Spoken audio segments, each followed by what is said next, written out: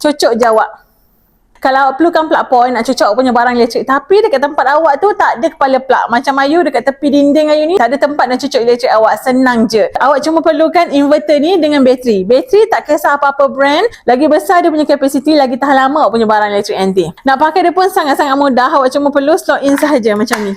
Inverter ni, dia dah siap-siap ada lampu tau. Sebab tu, kalau awak setakat nak bawa pergi camping ke, nak bawa pergi piknik ke, tempat-tempat yang awak susah nak dapat elektrik, lampu ni dah ada dah. Dekat sini dah ada type C dengan 2 USB. Sini dia punya kepala plug yang awak boleh cocok. Contoh Ayu nak charge Ayu punya telefon ni kan, Ayu cuma perlu cocok je dekat dia punya USB ni.